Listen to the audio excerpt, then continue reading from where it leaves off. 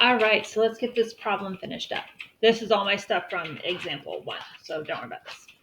So I've gone through and put in those numbers that we've already found, right?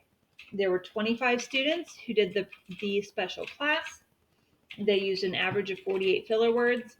We know among the larger population of students, the average was 53 filler words with a standard deviation of 7.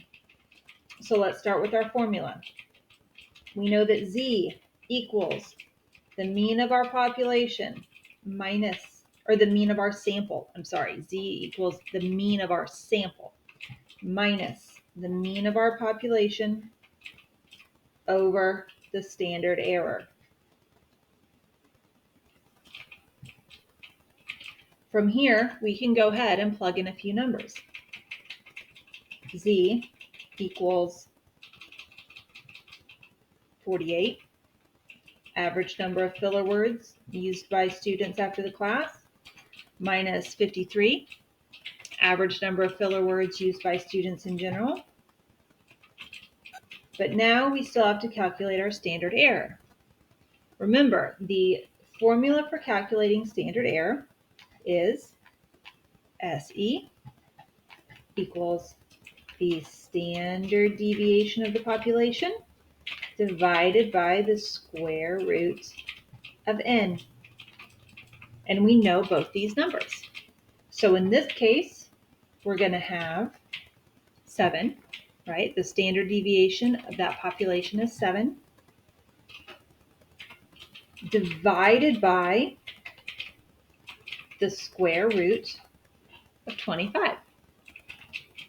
Because there were 25 students who did the workshop.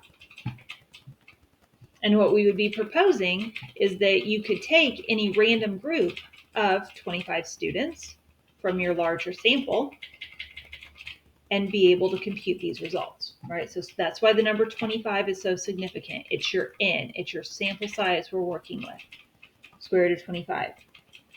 So 7 divided by 5, right? Because square root of 25 is 5.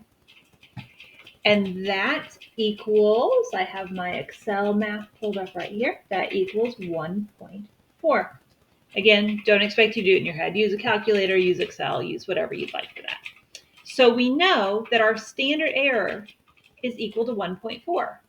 So now we can drag this down here where it goes and have our 1.4. So we know Z equals 48 minus 53 divided by 1.4. 48 minus 53 is negative 5.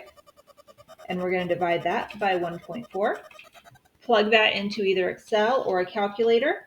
And you get that Z equals negative 3.57. Now, I want you to go to your textbook and look at steps 4 and 5 on page 154, and I want you to make the decision of if this means that the workshop was effective. It's spelled out very clearly in your textbook, so you can check your work. Please let me know if you have any questions about how any of this works.